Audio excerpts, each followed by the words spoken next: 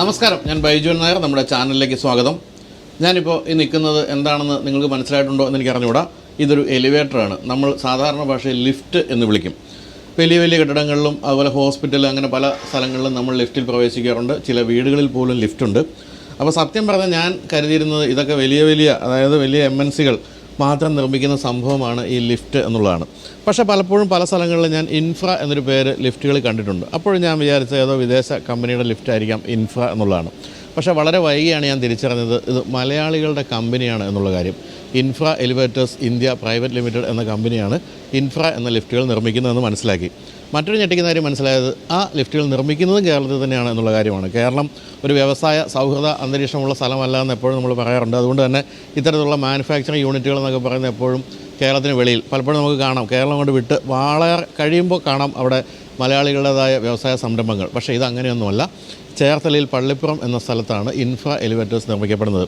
ഇന്ത്യയിലെ വളരെ പ്രധാനപ്പെട്ട എണ്ണപ്പെട്ട ലിഫ്റ്റ് കമ്പനികളിലൊന്നാണ് ഇൻഫ്ര എലിവേറ്റേഴ്സ്. സൗത്ത് ഇന്ത്യയിൽ കാര്യമായ രീതിയിൽ വിൽപ്പന സർവീസ് ശൃംഖലയൊക്കെയുള്ള ഇൻഫ്ര എലിവേറ്റേഴ്സിൻ്റെ ഒരു വിജയ കഥയാണ് ഇന്ന് ഞാൻ നിങ്ങളുടെ മുന്നിൽ അവതരിപ്പിക്കുന്നത്. 4 പേർ ചേർന്നാണ് ഈ ഒരു വലിയ പ്രസ്ഥാനത്തിന് തുടക്കമിട്ടത്. തുടക്കമിടുമ്പോൾ വളരെ ചെറിയ പ്രസ്ഥാനമായിരുന്നു. ഇപ്പോഴാണ് അത് വലിയ പ്രസ്ഥാനമായി മാറിയത്. എന്തായാലും ഇൻഫ്ര എലിവേറ്റേഴ്സിൻ്റെ വിജയ കഥ നമ്മളോട് പറഞ്ഞു തരാനായിട്ട് നമ്മുടെ കൂടെ ഇപ്പോൾ ഇൻഫ്ര എലിവേറ്റർ കമ്പനിയുടെ മാനേജിംഗ് ഡയറക്ടർ മനോജ് കുമാറുണ്ട്. നമസ്കാരം മനോജ്. നമസ്കാരം. ആദ്യമായിട്ട് ഞാൻ അഭിനന്ദിക്കട്ടെ. കാരണം 2-3 കാര്യങ്ങളുടെ പേരിലാണ് ഇവരെ അഭിനന്ദിക്കേണ്ടത്. മനോജിനെ മാത്രമല്ല, ഇവരെ 4 പേരെയും. ഒന്ന്, കേരളത്തിൽ തന്നെ ഇത്രയും വലിയൊരു വ്യവസായ സംരംഭം തുടങ്ങി അതിൻ്റെ നിർമ്മാണം പോലും നടക്കുന്ന ഇവിടെയാണ്. അടുത്ത കാര്യം വെച്ചാൽ ഇവരുടെ എല്ലാ തൊഴിലാളികളും മലയാളികളാണ് എന്നുള്ളതാണ്. ഒരു തൊഴിലാളി പോലുമില്ല ബംഗാളികളോ തമിഴന്മാരായിട്ട് പോലുമില്ല, എല്ലാവരും മലയാളികളാണ്. അങ്ങനെ ഒരു വലിയ സംഭവം തന്നെയാണ് സത്യത്തിൽ കേരളത്തിൽ ഇങ്ങനെ ഒരു വ്യവസായം നടത്തുക എന്ന് പറയുന്നത്. അപ്പോൾ ഇൻഫ്ര എലിവേറ്റേഴ്സ് എന്ന് പറയുന്നത് നമ്മളെല്ലാവരും കണ്ടിട്ടുണ്ട്. ഇത് തുടക്കമിട്ടത് എന്നാണ്, ഏത് കാലത്താണ്? 2005 ഞങ്ങളിത് സ്റ്റാർട്ട് ചെയ്യാനായിട്ടുള്ള തുടക്കം. നമ്മൾ എറണാകുളത്തൊരു ചെറിയ ഓഫീസിലായിരുന്നു. അന്ന് ഞങ്ങൾ ഔട്ട്സോഴ്സ് ചെയ്യായിരുന്നു മെറ്റീരിയലുകൾ. അങ്ങനെ 2005 ഇത് തുടക്കം കുറിച്ചത്. അപ്പോൾ ഞാൻ നേരത്തെ പറഞ്ഞ ഇപ്പോൾ ഞാൻ ഇൻട്രോയിൽ പറഞ്ഞ പോലെ ഇപ്പം ഈ വലിയ കമ്പനികൾ നമ്മളിപ്പോൾ കേട്ടിരിക്കുന്ന എല്ലാം വമ്പൻ കമ്പനികളാണ് ഈ ഇതൊക്കെ നിർമ്മിക്കുന്നത്. നിങ്ങളപ്പോൾ ഒരു ചെറിയ തോതിൽ ഇത് ഇങ്ങനെ തന്നെ ഒരു പ്രസ്ഥാനം തുടങ്ങണമെന്ന് വിചാരിക്കാൻ കാര്യം എന്താ? ഞങ്ങൾക്ക് എല്ലാവർക്കും, ഞങ്ങൾക്ക് 4 പേർക്കും 10 വർഷത്തിലധികം ലിഫ്റ്റിൻ്റെ ഫീൽഡിൽ എക്സ്പീരിയൻസ് ഉള്ളവരായിരുന്നു ആ കമ്പനി തുടങ്ങുമ്പോൾ 2005. അപ്പോൾ ഞങ്ങൾക്കറിയാവുന്ന ഒരു ഫീൽഡ്, കേരളത്തിൽ ആരും ഇല്ലാത്തൊരു ഫീൽഡ്, അതിൻ്റെ മാനുഫാക്ചറിങ് പല കമ്പനികളുണ്ടെങ്കിലും പുറത്തുനിന്ന് ഔട്ട്സോഴ്സ് ചെയ്തിട്ടാണ് ഇവരെല്ലാം മേടിക്കുന്നത്. ഞങ്ങൾക്കപ്പോൾ സ്വന്തമായിട്ട് കേരളത്തിലെ ഓൺ ബ്രാൻഡ്, ഗോഡ്സ് ഓൺ കൺട്രിയുടെ ഒരു ഓൺ ബ്രാൻഡ് ക്രിയേറ്റ് ചെയ്യണമെന്നുള്ള ആഗ്രഹത്തിൽ തന്നെയാണിത് ഞങ്ങൾ സ്റ്റാർട്ട് ചെയ്തത്. 2005 തുടക്കം കുറിച്ചത്. അപ്പോൾ ഇപ്പോൾ ഞാൻ മനസ്സിലാക്കിയെടുത്തോളം സൗത്ത് ഇന്ത്യ ഏതാണ്ട് പൂർണ്ണമായും കവർ ചെയ്തു. മറ്റു ഭാഗങ്ങളിലേക്ക് പതുക്കെ പെനിട്രേറ്റ് ചെയ്തുകൊണ്ടിരിക്കുന്നു അല്ലേ? വിദേശത്തേക്ക് ചെയ്യുന്നുണ്ടോ? നമ്മൾ GCC കൺട്രീസിലേക്ക് ചെയ്യുന്നുണ്ട്, എക്സ്പോർട്ട് ചെയ്യുന്നുണ്ട്. നമ്മുടെ ഒരു 36-ലധികം ലിഫ്റ്റുകൾ ഒമാനിൽ ഓടുന്നതുണ്ട്. ഓടുകയാണോ കയറുകയാണോ? കയറുകയായിരിക്കും അല്ലേ? കയറുക, വണ്ടിയുടെ കാര്യമാണല്ലോ ഓടുന്നത്. ഓക്കെ. നമ്മൾ അവിടെ NMC പോലുള്ള വലിയ ഹോസ്പിറ്റലുകൾ പോലും 26 പാസഞ്ചർ ലിഫ്റ്റുകളൊക്കെ നമ്മൾ ഇൻസ്റ്റാൾ ചെയ്തിട്ടുണ്ട്. നേപ്പാളിലേക്ക് നമ്മൾ റെഗുലറായിട്ട് ഒരു 2 മാസത്തിലൊരു 3 ലിഫ്റ്റുകൾ എന്നുള്ള രീതിയിൽ നമ്മൾ കൊടുക്കുന്നുണ്ട്. അപ്പോൾ അതെല്ലാം ഇവിടെ വെച്ച് തന്നെ ഈ കാണുന്ന പ്ലാന്റിൽ നിർമ്മിച്ചാണ് വിടുന്നത്? യെസ്, ഇവിടെ നിന്നിട്ട് നിർമ്മിച്ച് നമ്മൾ പാക്ക് ചെയ്ത്, ദുബായിലേക്കുള്ള പാക്കിങ് വേറെ രീതിയിലായിരിക്കും, നേപ്പാളിലേക്കാണെങ്കിൽ വേറെ രീതിയിലായിരിക്കും. ആ രീതിയിൽ പാക്ക് ചെയ്തിട്ടായിരിക്കും വിടുക. അപ്പോൾ നമ്മളിപ്പോൾ ഇവിടെ കണ്ടുകൊണ്ടിരിക്കുന്നത്, ഇവിടെ നിർമ്മിച്ചുകൊണ്ടിരിക്കുന്ന ചില തരം ലിഫ്റ്റുകളാണ്. അതൊക്കെ ആദ്യം നമുക്കൊന്ന് കാണാം. ഇത് ഹൗസ് ലിഫ്റ്റ് ആണോ? അതെ, ഇത് നമ്മൾ ഹോം എലിവേറ്റർ എന്നുള്ള രീതിയിൽ ചെയ്യുന്നതാണ്. അപ്പോൾ കസ്റ്റമേഴ്സിന് പല റിക്വയർമെൻ്റ് ഉണ്ടാവും. അത് ഒന്ന് ഫാൾ സീലിങ്സിനൊക്കെ പല ഡിസൈൻ ആവശ്യമുണ്ടായിരിക്കും. അപ്പോൾ വീടിൻ്റെ ഇൻറ്റീരിയറുമായിട്ട് മാച്ച് ചെയ്യുന്ന, സിങ്ക് ചെയ്യുന്ന രീതിയിലായിരിക്കണം ലിഫ്റ്റിൻ്റെ ഡിസൈൻ. ദെൻ പല ടൈപ്പ് സ്റ്റെയിൻലെസ് സ്റ്റീലുകളുണ്ട്. അപ്പോൾ etching type, mirror finish, hair line finish, അങ്ങനെ ഡിഫറെൻറ്റ് ടൈപ്പ് ഓഫ് സ്റ്റീൽ ഉപയോഗിച്ചിട്ടാണ് ക്യാബിൻ ചെയ്തിരിക്കുന്നത്. അപ്പോൾ അതുപോലെ തന്നെ ഫ്ലോറിലാണെങ്കിലും ഗ്ലാസ് ആണ്. അത് ടഫ് ആൻഡ് ഗ്ലാസ് വെച്ചിട്ടുള്ള ഫ്ലോറിംഗ് ആണ്. അതിൻ്റെ അടിയിലും വേറൊരു പ്ലാറ്റ്ഫോം ഉണ്ട്. അപ്പോൾ അതിൻ്റെ അകത്ത് നമുക്ക് LED ലൈറ്റുകളൊക്കെ ഇട്ട് കാണാനായിട്ട് കുറച്ചുകൂടി ക്ലോസി ആയിട്ടുള്ള സാധനം ചെയ്യാൻ പറ്റും. അപ്പോൾ ഇതെനിക്കൊരു ഫുൾ ബ്ലാക്കിലാണ് ചെയ്യേണ്ടതെന്ന് പറഞ്ഞാൽ അങ്ങനെ ചെയ്തു തരാം. അതിനെന്താ, ബ്ലാക്ക് മിറർ ഫിനിഷ് ഉണ്ട്. അപ്പോൾ ബ്ലാക്കിൽ തന്നെ ബ്ലാക്ക് മിറർ എന്നുള്ളൊരു സെപ്പറേറ്റ് ഇതുണ്ട്. അപ്പോൾ അത് വെച്ചിട്ട് നമുക്ക് ചെയ്യാൻ പറ്റും. അപ്പോൾ വീടുകളിൽ വെക്കുന്ന ലിഫ്റ്റിന് ലൈസൻസ് എന്തെങ്കിലും ആവശ്യമുണ്ടോ? തീർച്ചയായിട്ടും ഉണ്ട്. നമ്മുടെ കേരളത്തിൽ 2017 കേരള സ്റ്റേറ്റ് ഒരു എലിവേറ്റർ ആൻഡ് എസ്കലേറ്റർ റൂൾ കൊണ്ടുവന്നിട്ടുണ്ട്. ഈ റൂള് പ്രകാരം ഏത് വെർട്ടിക്കലായിട്ട് മൂവ് ചെയ്യുന്ന എക്യുപ്മെൻറ്റിനും ആളുകൾ സഞ്ചരിക്കുന്നതിന്, അല്ലാതെ ഇപ്പം മെറ്റീരിയൽ കൊണ്ടുപോകുന്നതിന് ആവശ്യമില്ല, ആളുകൾ സഞ്ചരിക്കുന്ന ലിഫ്റ്റിന് ലൈസൻസ് മാൻഡേറ്ററി ആണ്. അപ്പോൾ അതിൻ്റെ സ്പീഡോ ആളുകളോ എന്നുള്ളതല്ല കാര്യം, അതിന് മാൻഡേറ്ററി ആയിട്ട് നമ്മുടെ ഇലക്ട്രിക്കൽ ഇൻസ്പെക്ടറേറ്റിൽ നിന്ന് ലൈസൻസ് എടുത്തിരിക്കണം. അപ്പോൾ അങ്ങനെ വരുമ്പോൾ നിങ്ങൾ അതിന് സഹായിക്കുമോ അതോ ഈ കസ്റ്റമർ ചെയ്യണോ? തീർച്ചയായിട്ടും നമുക്ക് ലൈസൻസ് വർക്ക് മുഴുവനും ചെയ്തു കൊടുക്കുന്നത് ഞങ്ങളായിരിക്കും. കസ്റ്റമർക്ക് ഒരിക്കലും ഇലക്ട്രിക്കൽ ഇൻസ്പെക്ടറേറ്റുമായിട്ട് ആക്സസ് ഉണ്ടാവില്ല. ഞങ്ങൾ മാനുഫാക്ചറിങ് ലൈസൻസ് ഉള്ള കമ്പനിയാണ്, ഇലക്ട്രിക്കൽ ഇൻസ്പെക്ടറേറ്റിൽ ഇലക്ട്രിക്കൽ ലൈസൻസും ഉള്ള കമ്പനിയാണ്. അപ്പോൾ അങ്ങനെയുള്ളവർക്ക് മാത്രമേ ആ ലൈസൻസ് കിട്ടുള്ളൂ. അപ്പോൾ ഈ ഒരു വീടെന്ന് പറയുന്നത് പലപ്പോഴും പല വലിപ്പവും പല തരത്തിലുള്ളതൊക്കെ ആയിരിക്കും. അപ്പോൾ ഈ പല തരത്തിലുള്ള എലിവേറ്റേഴ്സ് ആയിരിക്കും വേണ്ടി വരുന്നത്. അപ്പോൾ എനിക്ക് ഇപ്പം നിങ്ങളിവിടെ ഒരു സ്പെസിഫിക് വലിപ്പത്തിലുള്ളതൊക്കെ ഉള്ളോ അതോ എനിക്ക് എങ്ങനെ കസ്റ്റമൈസ് ചെയ്യാമോ? ഏത് രീതിയിൽ വേണമെങ്കിലും നമുക്ക് ചെയ്യാം. വലിപ്പം പോലും നമുക്ക് കസ്റ്റമൈസ് ചെയ്യാൻ പറ്റും. നമുക്ക് MNC കമ്പനികൾക്കെന്ന് പറഞ്ഞു കഴിഞ്ഞാൽ അവരുടെ കറക്റ്റ് മെഷർമെൻറ്റിൽ മാത്രമേ അവർക്ക് പ്രൊവൈഡ് ചെയ്യാൻ പറ്റുള്ളൂ. ഞങ്ങൾക്ക് ഏത് മെഷർമെൻറ്റുകളിലും നമുക്ക് പ്രൊവൈഡ് ചെയ്യാൻ പറ്റും. അതിന് ഒരു സ്റ്റാൻഡേർഡ് ഉണ്ട്, ഇത്ര സ്ക്വയർ ഫീറ്റ് ഒരാൾക്ക് എന്നുള്ള രീതിയിൽ. അപ്പോൾ 3 പേഴ്സണോ അല്ലെങ്കിൽ 4 പാസഞ്ചറിനാണെങ്കിൽ അതിനനുസരിച്ചുള്ള സ്ക്വയർ ഫീറ്റ് മീറ്റ് ചെയ്താൽ മതി. അപ്പോൾ അതിനുശേഷം ഇപ്പോൾ നിങ്ങൾക്ക് ഇത് നിർമ്മിക്കാനായിട്ട് ഞാൻ തന്നു കഴിഞ്ഞിട്ട് എനിക്ക് ഇവിടെ ഒന്ന് നോക്കാനൊക്കെ പറ്റുമോ? തീർച്ചയായിട്ടും. നമ്മളതാണ് കസ്റ്റമറെ ഇങ്ങോട്ടേക്ക് വിളിച്ച് അവർക്ക് വന്ന് കണ്ടിട്ട് ഏത് പ്രോഡക്റ്റാണ് അവരുടെ ഇതിൽ ഇൻസ്റ്റാൾ ചെയ്യുന്നതെന്നുള്ള, അവരുടെ ബിൽഡിങ്ങിൽ ഇൻസ്റ്റാൾ ചെയ്യുന്നതെന്നുള്ളത് കണ്ട് ഇൻസ്പെക്ട് ചെയ്തിട്ട് എടുത്തുകൊണ്ട് പോകാനായിട്ടുള്ള. അത് അല്ലാതെ എനിക്ക് തോന്നുന്നില്ല മറ്റൊരു സ്ഥലത്തും പറ്റുന്നത്. കാരണം നമ്മളിപ്പോൾ ഒരു വലിയ വലിയ ലിഫ്റ്റ് കമ്പനിയിലൊക്കെ ലിഫ്റ്റ് ഓർഡർ ചെയ്ത് കഴിഞ്ഞാൽ എവിടെ നിന്ന് വരുന്നതെന്ന് പോലും നമുക്ക് അറിയാൻ പറ്റില്ല. ഇത് നിങ്ങളിത് ഇവിടെ എറണാകുളത്ത് നിന്ന് ഒരു അര മണിക്കൂർ കൊണ്ട് ഓടി എത്താവുന്ന സ്ഥലത്ത് നിന്ന് നിങ്ങൾക്ക് നിങ്ങളെ വീട്ടിൽ വയ്ക്കാൻ പോകുന്ന ലിഫ്റ്റൊക്കെ ഇൻസ്പെക്ട് ചെയ്ത് കൊള്ളാൻ കേട്ടോ, അല്ലെങ്കിൽ ഇവിടെ ഈ ഫിനിഷ് ഒന്ന് മാറ്റി അല്ലേ വേറൊരെണ്ണം ആക്കണം എന്ന് പറഞ്ഞാൽ അങ്ങനെ ചെയ്യിക്കാൻ പറ്റും. അതുകൊള്ളാം. അപ്പോൾ അതിനെ നമുക്ക് കൂടുതൽ സംസാരിക്കാമെങ്കിലും മറ്റ് ലിഫ്റ്റുകളൊന്ന് കാണാം. ഇതെന്താണ് ഒരു പെട്ടി? ഇത് പാസഞ്ചർ ലിഫ്റ്റാണ്. പാസഞ്ചർ നോർമലായിട്ടുള്ള ഒരു 6 പാസഞ്ചറിൻ്റെ ലിഫ്റ്റാണ്. ഇതിപ്പോൾ എവിടെയെങ്കിലും ഓർഡർ ചെയ്തുകൊണ്ടിരിക്കുന്നത്? ഓരോ ഓർഡറിന് അഗൻസ്റ്റ് ആയിട്ടാണ് നമ്മളിവിടെ ചെയ്യുന്നത്. അപ്പോൾ ഇനി അടുത്തത് ഇതിപ്പോൾ ഞാൻ എപ്പോഴും സംശയിക്കുന്ന ഒരു കാര്യം വെച്ചാൽ ഇപ്പോഴത്തെ ലിഫ്റ്റുകൾ, ഞാനൊക്കെ പ്രത്യേകിച്ച് എന്നെ പോലെ ക്ലസ്ട്രോഫോബിയ ഒക്കെ ഉള്ളവരൊക്കെ പണ്ടൊക്കെ മര്യാദയ്ക്ക് ലിഫ്റ്റ് കയറിക്കൊണ്ടിരുന്നത്. കാരണം ഇത്തരത്തിലുള്ള എന്തായാലും പറയുന്നത് കൊളാപ്സബിൾ ഗേറ്റ്, അതിൻ്റെ അകത്ത് ഇത് ഇംപെർഫറേറ്റഡ് ഡോർ എന്ന് പറയും. ഇതുപോലും പണ്ടുണ്ടായിരുന്നില്ല അല്ലേ? അപ്പോൾ ഈ സമയത്തൊക്കെ നമ്മൾ വളരെ സ്വസ്ഥവും സമാധാനവുമായിട്ട് ലിഫ്റ്റ് കയറിയിരുന്നു, കാരണം പേടിക്കാതെ പുറം കാഴ്ചയൊക്കെയാണ്. ഇപ്പോഴത്തെ അവസ്ഥയിൽ പൂർണ്ണമായിട്ടും വന്ന് അടയുന്ന ഇരുമ്പിൻ്റെ ഷീറ്റുകളാണ്. എന്തുകൊണ്ടാണ് ഇതിപ്പോൾ ഇല്ലാത്തത്? ഇതിന് അപകടത്തിൻ്റെ ചാൻസുകൾ കൂടുതലാണ്. അകത്ത് നിൽക്കുന്ന ആളുകൾക്ക് കംഫർട്ടായിട്ട് ആണെങ്കിൽ കൂടി നമ്മുടെ ലിഫ്റ്റ് ട്രാവൽ ചെയ്തുകൊണ്ടിരിക്കുമ്പോൾ കുട്ടികൾ അകത്തേക്ക് കൈയിട്ടിട്ട് അപകടങ്ങൾ കൂടുതലുണ്ടായപ്പോൾ കേരളത്തിലാണ് ഇത് ആദ്യമായിട്ട് നിരോധിച്ചത്. ശരി. അപ്പോൾ ഇതെന്താ ഇവിടെ ഇങ്ങനെ ഇരിക്കുന്നത്? ഇത് മെറ്റീരിയൽ കൊണ്ടുപോകാനായിട്ടുള്ള ലിഫ്റ്റാണ്. മെറ്റീരിയൽ ഇതിൻ്റെ അകത്ത് ആളുകൾ ട്രാൻസ്പോർട്ടേഷൻ പാടില്ല. ഇത് ഡംപ് വെയിറ്റർ എന്ന് പറയുന്ന കാറ്റഗറിയിലുള്ളതാണ്. നമുക്ക് മെറ്റീരിയൽ ലോഡ് ചെയ്യാം, എല്ലാ ബട്ടൺസും പുറത്തുണ്ടാവും, ഏത് ഫ്ലോറിലേക്കാണ് പോകേണ്ടതെന്നുള്ള ഡെസ്റ്റിനേഷൻ പുറത്ത് പ്രസ് ചെയ്യുക, അവിടെ പോയി ലിഫ്റ്റ് നിൽക്കും, നേരെ ഡോറ് തുറക്കുക, ഇറക്കുക. എല്ലാ ലിഫ്റ്റിൻ്റെ എല്ലാ സേഫ്റ്റീസും ഇതിൻ്റെ അകത്തും ഉണ്ടാവും. ശരി. ഓക്കെ. അപ്പം നമുക്കിനി പ്രതീക്ഷിക്കേണ്ടത് പാസഞ്ചർ ലിഫ്റ്റ് പ്രതീക്ഷിക്കണം. പാസഞ്ചർ ലിഫ്റ്റ് ഒരിക്കലും കൊളാപ്സൽ ഗേറ്റ് ഇവിടെ ഇൻഡസ്ട്രിയൽ പർപ്പസിന് മാത്രം നമുക്ക് കൊടുക്കാം, അത്രേ ഉള്ളൂ. അല്ലാതെ നമ്മുടെ അപ്പാർട്ട്മെൻറ്റോ കൊമേഴ്ഷ്യൽ കോംപ്ലക്സോ അങ്ങനെയുള്ള കാര്യങ്ങളിൽ ഒരിക്കലും കൊടുക്കാൻ പാടില്ല. ഇനി ഇതെന്താണ് ഒരു ബഹിരാകാശ പേടകം പോലുള്ള സംഭവം?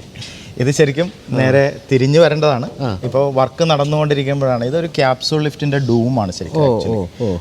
ഇത് താഴത്തുള്ള ഡൂം, അപ്പുറം മുകളിലുള്ള ഡൂം. ഇത് സെറ്റ് ചെയ്ത് കഴിയുമ്പോഴത്തേക്കും നേരെ വെർട്ടിക്കലായിട്ട് വരും. അപ്പോഴാണ് കറക്റ്റ് ആയിട്ടുള്ള അതിൻ്റെ അകത്തൊരു ഗ്ലാസിൻ്റെ കുഴൽ, അതെ ഗ്ലാസ് വരും. ക്യാപ്സൂൾ ലിഫ്റ്റുകളാണ്. ഈ ക്യാപ്സൂൾ ലിഫ്റ്റ് ശരിക്കും പറഞ്ഞാൽ ഏറ്റവും സ്റ്റൈലിഷ് സാധനങ്ങളാണ്. അപ്പോൾ ഞാൻ ആദ്യമായിട്ട് ഇത് കാണുന്നത് വെച്ചാൽ എൻ്റെ സിസ്റ്റർ കല്യാണം കഴിച്ചത് ലിങ്ക് ഹൈറ്റ്സ് എന്ന് പറയുന്ന പനമ്പിള്ളയാറിലുള്ള അപ്പാർട്ട്മെൻറ്റിലാണ്. ഞാൻ സത്യത്തിൽ അവിടെയാണ് ഇത് ആദ്യമായിട്ട് ക്യാപ്സൂൾ ലിഫ്റ്റ് കാണുന്നത്. ഇപ്പോൾ പക്ഷേ എല്ലാ 5 സ്റ്റാർ ഹോട്ടലിലൊക്കെ അല്ലേ പുറത്തുനിന്ന് കാണാം. ഇത് വില കൂടുതലാണോ ഇതിന്? വില കൂടുതലാണ്. എന്താ വെച്ചാൽ അതിൻ്റെ ഡിസൈൻ കുറച്ച് വ്യത്യാസങ്ങളുണ്ട്. അപ്പോൾ സാധാരണ ലിഫ്റ്റിനേക്കാൾ ഒരു 1.5 to 2 lakhs അഡീഷണൽ വരും. ഇത്രേ ഉള്ളൂ അല്ലേ? വിലപ്പറ്റിയൊക്കെ ചോദിക്കാനുണ്ട്, ആദ്യം കാണാം. ഇതും പാസഞ്ചർ ലിഫ്റ്റ്? ഇത് പാസഞ്ചർ ലിഫ്റ്റ് വർക്ക് നടന്നുകൊണ്ടിരിക്കുന്നതാണ്. ഇതെന്താണ് വലിയൊരു സംഭവം? ഇത് 5 ടണ്ണിൻ്റെ ഒരു ലിഫ്റ്റാണ്. 5 ടണ്ണിൻ്റെ 5000 kg ക്യാരി ചെയ്യാൻ പറ്റുന്ന ഫോർക്ക് ലിഫ്റ്റ് ഓടിച്ച് കയറ്റിയിട്ട് 3ാമത്തെ ഫ്ലോറിൽ ഓപ്പോസിറ്റ് സൈഡിലേക്ക് ഇറങ്ങിപ്പോകുന്ന ഒരു ലിഫ്റ്റാണ്. ഇത് ആലുവയിലുള്ള സാഹി റബ്ബേഴ്സ് എന്ന് പറയുന്ന സ്ഥാപനത്തിൽ ഞങ്ങൾ 2007 ഇൻസ്റ്റാൾ ചെയ്തിരുന്നു. അത് കഴിഞ്ഞപ്പോൾ ഇപ്പോൾ അവർക്കൊരു ക്യാബിൻ മാറ്റണമെന്ന് പറഞ്ഞിട്ടുള്ള റിക്വസ്റ്റിൽ ക്യാബിൻ മാറ്റുന്നതാണ്. ശരി. അപ്പോൾ ഇതിൽ പാസഞ്ചറിനും കയറാം? പാസഞ്ചറിനും കയറാം. എല്ലാ സേഫ്റ്റി ഉണ്ട്, ലിഫ്റ്റിനുള്ള എല്ലാ സേഫ്റ്റി ഉണ്ട്. നേരത്തെ പറഞ്ഞ പോലെ ഗേറ്റ് ആണ്. അതായത് ഇൻഡസ്ട്രിയൽ പർപ്പസ് ആണ്, ഫാക്ടറിയാണ്. ചുരുക്കം പറഞ്ഞാൽ മനുഷ്യന് പേടിച്ച് കയറാൻ പറ്റാത്ത സാധനങ്ങളിലൊക്കെ ഇതുണ്ട് അല്ലേ, നീക്കുന്ന സാധനം. അപ്പോൾ ചോദിക്കട്ടെ, ഇതിൻ്റെ സേഫ്റ്റി എന്ന് പറയുന്നത് ഇപ്പോൾ എന്നെയൊക്കെ സംബന്ധിച്ച് ഞാൻ വീണ്ടും പറയണം, നമ്മൾക്ക് ക്ലസ്ട്രോഫോബിക് ആയതുകൊണ്ട് ഏറ്റവും വലിയ പേടി എന്ന് പറയുന്നത് ലിഫ്റ്റ് നിന്ന് പോയാലുള്ളൊരു പേടിയാണ്. അപ്പോൾ നിന്ന് പോയി കഴിഞ്ഞാൽ ഈ കുറേ നേരം ഇരുട്ടത്ത് നിൽക്കുന്നു. അപ്പോൾ അവിടെ എഴുതി വെച്ചിട്ടുണ്ടാവും നിങ്ങൾ മറ്റേ ഇന്ന നമ്പർ വിളിക്കണം, എവിടെ റേഞ്ച് ഒന്നും കാണില്ല, അതിൽ എവിടെ വിളിക്കാനാ അതൊന്നും പറ്റില്ല. എന്താണ് ശരിക്കും ഇപ്പോഴത്തെ ഒരു അവസ്ഥയിൽ അത്തരത്തിലുള്ള ആൾക്കാരെ സമാധാനിപ്പിക്കാനായിട്ട് കുറച്ച് വാക്കുകൾ പറയാമോ? അതായത് നമ്മൾ ലിഫ്റ്റിൻ്റെ അകത്ത് ട്രാപ്പ് ആയി കഴിഞ്ഞിട്ടുണ്ടെങ്കിൽ ഒരു കാരണവശാലും പേടിക്കേണ്ട ഒരു കാര്യമില്ല. എയർ സർക്കുലേഷൻ അങ്ങനെ ആ എയർ മതി നമുക്ക് പിടിച്ചു നിൽക്കാനായിട്ട്, അങ്ങനെ പേടിക്കേണ്ട കാര്യങ്ങളൊന്നുമില്ല. പിന്നെ നമുക്ക് അവിടെ എമർജൻസി ലൈറ്റ് ഓൺ ആകും. സപ്ലൈ പോയി കഴിഞ്ഞാൽ ഉറപ്പായിട്ടും എമർജൻസി ലൈറ്റ് ഓൺ ആകും. അപ്പോൾ എമർജൻസി ലൈറ്റ് ഓൺ ആകുമ്പോഴത്തേക്ക് അവിടെ തന്നെ ആ ക്യാബിനിൽ തന്നെ ഒരു പുഷ് ബട്ടൺ ഉണ്ടാവും, എമർജൻസി അലാം. നമ്മൾ ഫസ്റ്റ് ചെയ്യേണ്ടത് എമർജൻസി അലാം പ്രസ് ചെയ്യുക എന്നുള്ളതാണ്. ഇനി പവർ സപ്ലൈ പോയി കഴിഞ്ഞ് കഴിഞ്ഞാൽ ഓട്ടോമാറ്റിക്കായിട്ട് നെക്സ്റ്റ് ലെവലിൽ വന്ന് നിൽക്കുന്ന സിസ്റ്റം എല്ലാ ലിഫ്റ്റിനും ഇപ്പോൾ മാൻഡേറ്ററി ആണ്. അതിൻ്റെ പേര് ഓട്ടോമാറ്റിക് റെസ്ക്യൂ ഡിവൈസ് എന്നാണ്. ഈ ഓട്ടോമാറ്റിക് റെസ്ക്യൂ ഡിവൈസ് എല്ലാ ലിഫ്റ്റുകൾക്കും മാൻഡേറ്ററി ആണ്. അത് ഇലക്ട്രിക്കൽ ഇൻസ്പെക്ടറേറ്റ് മസ്റ്റായിട്ട് കൊടുക്കണമെന്ന് പറയുന്നതാണ്. അത് കേരളത്തിൽ മാത്രമാണോ, ഇന്ത്യ മുഴുവൻ അങ്ങനെയാണോ? കുറേയധികം സംസ്ഥാനങ്ങളിൽ ചെയ്തിട്ടുണ്ട്, പക്ഷേ ഇന്ത്യ മുഴുവനല്ല. തെലങ്കാന പോലുള്ള സംസ്ഥാനങ്ങളിൽ അത് മാൻഡേറ്ററി അല്ല. അവിടെ കയറുമ്പോൾ ശ്രദ്ധിച്ചോണേ. പക്ഷേ അവിടെ നിങ്ങൾ ലിഫ്റ്റ് കൊടുക്കുന്നുണ്ടല്ലോ? ഞങ്ങൾ അവിടെയും ലിഫ്റ്റ് കൊടുക്കുന്നുണ്ട്. അപ്പോൾ ഈ ഒരു സിസ്റ്റം അവിടെ നിങ്ങൾ കൊടുക്കുന്നുണ്ടോ അതോ? അവിടെ നമ്മൾ കസ്റ്റമറോട് അഡ്വൈസ് ചെയ്യാറുണ്ട്. പക്ഷേ അവിടെ ഇപ്പോഴും ബൈചേട്ടൻ പറഞ്ഞ പോലെ ആ കൊളാപ്സൽ ഗേറ്റുകൾ ഇപ്പോഴും അവിടെ നിലവിലുണ്ട്. ഉണ്ട്. അതെ അതെ, അത് അവിടെ ഇത് ചെയ്തിട്ടില്ല. അവിടെ ഒരു ഇലക്ട്രിക്കൽ ഇൻസ്പെക്ടറേറ്റ് എന്ന് പറയുന്ന ഒരു സംവിധാനമില്ല, ഇൻസ്പെക്ട് ചെയ്യാനായിട്ടുള്ള ഒരു സ്റ്റാറ്റ്യൂട്ടറി ബോഡി ഇല്ല. അപ്പോൾ നമ്മളിപ്പോൾ വീട്ടിലിപ്പോൾ ഈ പറഞ്ഞ പോലെ ലിഫ്റ്റ് വേണമെന്ന് വെക്കാന്നിരിക്കട്ടെ, അതും ഈ എല്ലാ വർഷവും ഒന്ന് ഇൻസ്പെക്ട് ചെയ്യുമോ? നമ്മൾക്ക് ആദ്യത്തെ ഒരു ഇൻസ്പെക്ഷൻ കഴിഞ്ഞ് കഴിഞ്ഞാൽ 3 വർഷത്തേക്ക് ഇൻസ്പെക്ഷൻ ഉണ്ടാവില്ല. പിന്നെ ആനുവലി ഒരു പ്രാവശ്യം വന്നിട്ട് ഇൻസ്പെക്ടറേറ്റിൽ നിന്ന് വന്നിട്ട് അവർ ഇൻസ്പെക്ട് ചെയ്യും. അതിന് നമ്മളൊരു ചെറിയ ഫീസ് അടയ്ക്കണം. അത് ആനുവൽ ഇൻസ്പെക്ഷൻ്റെ ഭാഗമാണ്, പീരിയോഡിക്കൽ ഇൻസ്പെക്ഷൻ. അപ്പോൾ അതുപോലെ ഇത് എത്രത്തോളം സർവീസ് ചെയ്യേണ്ട ഒരു സംഭവമാണ് ഈ ലിഫ്റ്റിന് മസ്റ്റായിട്ട് എല്ലാ മാസവും ഇതിന് ലിഫ്റ്റ് സർവീസ് ചെയ്തിരിക്കണം. എല്ലാ മാസവും അത് പ്രിവെൻറ്റീവ് മെയിൻ്റനൻസ് എന്ന് പറയും. പ്രിവെൻറ്റീവ് മെയിൻ്റനൻസ് മാൻഡേറ്ററി ആണ്. അതുപോലെ തന്നെ ഈവൻ അതുകൊണ്ട് തന്നെ നമ്മൾ കേരളത്തിൽ 9 സർവീസ് ബ്രാഞ്ചുകൾ പ്രൊവൈഡ് ചെയ്തിട്ടുണ്ട്. കേരളത്തിൽ 9 സർവീസ് ബ്രാഞ്ച് എന്ന് വെച്ച് കഴിഞ്ഞിട്ടുണ്ടെങ്കിൽ തിരുവനന്തപുരം, കൊല്ലം, കോട്ടയം, എറണാകുളം, തൃശ്ശൂർ, പാലക്കാട്, കോഴിക്കോട്, കണ്ണൂർ, പിന്നെ പെരിന്തൽമണ്ണ. പെരിന്തൽമണ്ണ മാത്രം ഇങ്ങനെ മാറി നിൽക്കുന്ന ഒരു സ്ഥലമാണല്ലോ പെരിന്തൽമണ്ണ എന്ന് പറഞ്ഞു കഴിഞ്ഞാൽ മലപ്പുറത്തിലെ ഏറ്റവും കൂടുതൽ പൊട്ടൻഷ്യലുള്ള ഒരു സ്ഥലവും ഞങ്ങളെ സംബന്ധിച്ച് മൗലാന ഹോസ്പിറ്റൽ എന്നൊക്കെ പറയുന്ന വളരെ ഏറ്റവും വലിയ ഹോസ്പിറ്റൽ. അവിടെയൊക്കെ നമ്മളുടെ 9 ലിഫ്റ്റുകളുണ്ട്. അതുപോലെ തന്നെ Manjeri medical college, Al Salama hospital, അങ്ങനെ വളരെ ഇതായിട്ടുള്ള ഹോസ്പിറ്റലിന് നമ്മളെ എപ്പോഴും ഒരു എക്സ്ട്രാ കെയർ കൊടുത്തിരിക്കണം. അതുകൊണ്ട് തന്നെ 24/7 സർവീസ് കൊടുക്കാൻ വേണ്ടിയിട്ടാണ് നമ്മൾ ഈ 9 ബ്രാഞ്ചുകൾ മെയിൻറ്റെയിൻ ചെയ്യുന്നത്.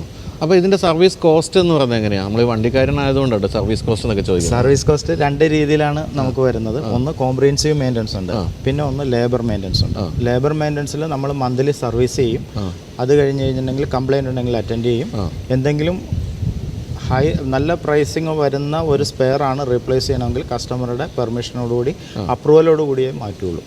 അതേസമയം കോംപ്രിഹെൻസീവ് മെയിൻ്റനൻസ് ആണെങ്കിൽ 90% സ്പെയർസും കവേർഡ് ആയിരിക്കും. പാനൽ പോലുള്ള സാധനങ്ങൾ മാത്രമേ കവറിങ്ങിൽ വരാതുള്ളൂ. അപ്പോൾ ഇത് ആനുവൽ മെയിൻ്റനൻസ് പാക്കേജ് പോലെയും ഉണ്ടോ? നമുക്ക് ആനുവൽ മെയിൻ്റനൻസ് പാക്കേജ് ഉണ്ട്, AMC ഉണ്ട്. നമുക്ക് ഇപ്പോൾ കേരളത്തിൽ 1500 ലിഫ്റ്റോളം നമുക്ക് AMCയിലുണ്ട്. ശരി. പിന്നെ മറ്റൊരു കാര്യം ചോദിക്കാനുള്ളതാണ്, ഇപ്പോൾ നമ്മൾ കേരളത്തിൽ ആണ് ഇതെല്ലാം നിർമ്മിക്കുന്നത്. കേരളത്തിൻ്റെ അല്ലെങ്കിൽ ഇന്ത്യയുടെ എക്സ്പെർട്ടൈസ് വെച്ചിട്ട് 100% പാർട്സും ഇന്ത്യയിൽ നിർമ്മിക്കാൻ പറ്റുന്നുണ്ടോ? ഇല്ല. ഞങ്ങൾ ഒരു 55% ഇമ്പോർട്ട് ചെയ്യുകയാണ്. ശരി. അതിൻ്റെ മെയിനായിട്ടുള്ള motor, then controller, then door system, ഇതെല്ലാം ഞങ്ങൾ 2007 മുതൽ ഇമ്പോർട്ട് ചെയ്യുന്ന വളരെ റിലയബിൾ ആയിട്ടുള്ള മെറ്റീരിയലാണ് യൂസ് ചെയ്യുന്നത്. അപ്പോൾ അങ്ങനെ വരുമ്പോൾ നമുക്കിപ്പോൾ പെട്ടെന്ന് ഇപ്പം പെരിന്തൽമണ്ണയിലൊരു ഹോസ്പിറ്റലിൽ ഒരു ചെറിയ തകരാറ് വരുന്നു, അപ്പോൾ പെട്ടെന്ന് സ്പെയർ പാർട്സ് എത്തിക്കാൻ പറ്റുമോ? തീർച്ചയായിട്ടും. ഒരു 24 hours നമുക്ക് നമ്മുടെ ഏറ്റവും കൂടുതൽ കസ്റ്റമർ നമ്മളെ പ്രിഫർ ചെയ്യുന്നത് ക്വിക്ക് റെസ്പോൺസാണ്. അത് നമുക്കിവിടുന്ന് ഈ പള്ളിപ്പുറം ഫാക്ടറിയിൽ നിന്ന് അവിടെ എത്തുന്ന ദൂരം ആ സമയം മാത്രമേ നമുക്ക് എടുക്കുന്നുള്ളൂ. ശരി. ഇപ്പോൾ ഇത് കണ്ടുകൊണ്ടിരിക്കുന്ന ആൾ ബാംഗ്ലൂർ വീട് വയ്ക്കാന്നിരിക്കട്ടെ, ബാംഗ്ലൂർ നമുക്ക് ചെയ്തു കൊടുക്കാൻ പറ്റുമല്ലോ? തീർച്ചയായിട്ടും. എങ്ങനെയാണ് നമ്മൾ ആദ്യം പോയി ഇൻസ്പെക്ട് ചെയ്യും സ്ഥലം? നമ്മുടെ സെയിൽസ് എക്സിക്യൂട്ടീവ് പോയിട്ട് അവിടെയുള്ള അവൈലബിൾ സ്പേസ് നമ്മൾ ഒന്ന് ഇൻസ്പെക്ട് ചെയ്യും. അങ്ങനെ ഇൻസ്പെക്ട് ചെയ്ത ശേഷം നമുക്ക് അതിൻ്റെ അകത്ത് എത്ര കൊടുക്കാൻ പറ്റും, അത് കസ്റ്റമറുടെ റിക്വയർമെൻറ്റ് ആദ്യമേ ചോദിക്കും. കസ്റ്റമർ എപ്പോഴും പറയുക എനിക്ക് 2 പാസഞ്ചർ ലിഫ്റ്റ് മതി എന്നൊക്കെ ആയിരിക്കും ഇപ്പോൾ ഹോം എലിവേറ്ററിൻ്റെ കേസിൽ പറയണം. പക്ഷേ ശരിക്കും നമ്മൾ കസ്റ്റമറോട് അഡ്വൈസ് ചെയ്ത് കൊടുക്കും. നമുക്കെപ്പോഴും ഒരു ആവശ്യം വരിക എന്ന് പറയുന്നത് മേലാതെ വരുമ്പോഴാണ്. അപ്പോൾ മേലാതെ വരുമ്പോൾ ഒരു വീൽ ചെയറിൽ അല്ലെങ്കിൽ ഒരു സാധാ ചെയറിൽ ഇരുത്തി ആളെ മുകളിലേക്ക് കൊണ്ടുപോകണമെങ്കിൽ ഉറപ്പായിട്ട് നമുക്കൊരു മിനിമം 4 പാസഞ്ചർ ലിഫ്റ്റ് വേണം. അപ്പോൾ അത് നല്ല ആരോഗ്യമുണ്ടെന്ന് പറഞ്ഞിട്ട് കാര്യമില്ല, ഇപ്പോൾ ഉള്ള ആരോഗ്യം വെച്ച് നോക്കിയിട്ട് കാര്യമില്ല. പിന്നെ ഹോം തിയേറ്ററൊക്കെ ഏറ്റവും കൂടുതൽ സെറ്റ് ചെയ്യുന്നത് ഫസ്റ്റ് ഫ്ലോറിലാണ്. ഇപ്പോൾ പുതിയ വീട് വയ്ക്കുമ്പോഴത്തേക്കും ഹോം തിയേറ്ററുകൾ വയ്ക്കുന്ന അവിടെ. അപ്പോൾ പേരൻസുമായിട്ട് പോയി അതിരുന്ന് കാണാനും, അപ്പോൾ പേരൻസിന് മുട്ടുവേദന ഉണ്ടാകാം, കാലിന് വയ്യായിക ഉണ്ടാകാം, നടക്കാൻ ബുദ്ധിമുട്ടുണ്ടാകാം, അങ്ങനെയുള്ളത് ഇത് ചെയ്യും. അപ്പോൾ നമുക്ക് ശരിക്കും എത്ര പാസഞ്ചേഴ്സ് തൊട്ട് എത്ര പാസഞ്ചേഴ്സ് വരെയുള്ള ലിഫ്റ്റുകളാണ് നമ്മൾ ഇതുവരെ ചെയ്തിട്ടുള്ളത്? നമ്മൾ ശരിക്കും പറഞ്ഞു കഴിഞ്ഞാൽ 50 കിലോഗ്രാം മുതൽ 5 ടൺ വരെയുള്ള ലിഫ്റ്റുകൾ ചെയ്തിട്ടുണ്ട്. 5000 ടണ്ണിൻ്റെ ലിഫ്റ്റ് ചെയ്തതിൻ്റെ ക്യാബിനാണ് ഈ കാണുന്നത്. അതുപോലെ തന്നെ 50 kgയുടെ ലിഫ്റ്റല്ല, അത് മെറ്റീരിയൽ കൊണ്ടുപോകുന്ന ഇതാണ്. നമ്മുടെ ലാബിൽ ബ്ലഡ് സാമ്പിൾസ് അങ്ങനെയുള്ള സാധനങ്ങൾ കൊണ്ടുപോകാനായിട്ടുള്ള ഡംബുവേറ്റർ 50 കിലോഗ്രാമിൻ്റെ ഡംബുവേറ്റർ മുതൽ 5000 കിലോ ഉള്ള ലിഫ്റ്റ് വരെ ചെയ്തിട്ടുണ്ട്. ഇപ്പോൾ നമ്മളിപ്പോൾ ഇത് കണ്ടുകൊണ്ടിരിക്കുമ്പോൾ പലപ്പോഴും നമ്മൾ ഈ ഓട്ടോമൊബൈലുമായിട്ട് ബന്ധപ്പെട്ട് നിൽക്കുന്നതുകൊണ്ട് ഈ പല ഡീലർഷിപ്പുകളിലൊക്കെ ഞാൻ കണ്ടിട്ടുണ്ട്. ഇപ്പോൾ ഈയിടെ ഞാൻ ബെൻസിൻ്റെ ഡീലർഷിപ്പിൽ പോയപ്പോൾ അവരുടെ വാഹനങ്ങൾ തന്നെ കയറ്റി സർവീസ് ബേയിലേക്ക് മുകളിലേക്ക് കൊണ്ടുവന്ന് ലിഫ്റ്റില്ല. നമ്മൾ അത്തരം ലിഫ്റ്റുകൾ ചെയ്യാറുണ്ടോ? തീർച്ചയായിട്ടും. നമ്മുടെ ഇപ്പോൾ മഹീന്ദ്രയുടെ ഷോറൂം ഫറൂഖിലുള്ള അതിൽ നമ്മുടെ ലിഫ്റ്റിലാണ് കാർ ഓടിച്ചു കയറ്റുന്നു, അവിടുന്ന് സെക്കൻഡ് ഫ്ലോറിൽ കൊണ്ടുപോയി ഇടുന്നു. അങ്ങനെയുള്ള ലിഫ്റ്റുകൾ ചെയ്തിട്ടുണ്ട്. തിരുവനന്തപുരത്ത് മാരുതിയുടെ ഷോറൂമിൽ നമ്മൾ ചെയ്തിട്ടുണ്ട്. വഴയിലെ ഷോറൂമിൽ ഹെർക്കുലീസ് മോട്ടോഴ്സിൽ നമ്മൾ ചെയ്തിട്ടുണ്ട്. ഇതുപോലെ തന്നെ 2ാമത്തെ ഫ്ലോറിൽ കൊണ്ട് വെഹിക്കിൾസ് കൊണ്ട് ഇടുന്ന ഇത് ചെയ്യുന്നു. ശരിക്കും വീട് വയ്ക്കുമ്പോഴത്തേക്കുണ്ടല്ലോ, വീട് വയ്ക്കാൻ നമ്മൾ സ്പേസ് കുറവാണെങ്കിൽ ഇതുപോലെ ലിഫ്റ്റ് വെച്ചിട്ട് വേണം ടെറസിൽ കൊണ്ട് വണ്ടി ഇടാം. തീർച്ചയായിട്ടും അല്ലേ? തീർച്ചയായും സാധ്യത അത്. പിന്നെ ചോദിക്കാനുള്ള കാര്യം വെച്ചാൽ എത്ര ഉയരം വരെയുള്ള ലിഫ്റ്റ് ചെയ്യാൻ പറ്റും? ഇവിടെ കേരളത്തിൽ ബുർജൽ അറബ് വരികയാണെങ്കിൽ ഇൻഫ്ര സമീപിച്ചാൽ ലിഫ്റ്റ് ചെയ്ത് തരുമോ? അതിൻ്റെ അകത്ത് പ്രത്യേകിച്ച് കുറച്ചധികം ടെക്നോളജീസ് ഉണ്ട്, നമുക്ക് ചെയ്യാൻ പറ്റും. ഞങ്ങളിവിടെ കേരളത്തിൽ 16 ഫ്ലോറിൻ്റെ ലിഫ്റ്റുകൾ വരെ തൃശ്ശൂർ ചെയ്തിട്ടുണ്ട്. ശരി. അപ്പോൾ ആത്മവിശ്വാസം ഉണ്ട് 160ലേക്ക് എത്തിയാൽ? തീർച്ചയായിട്ടും.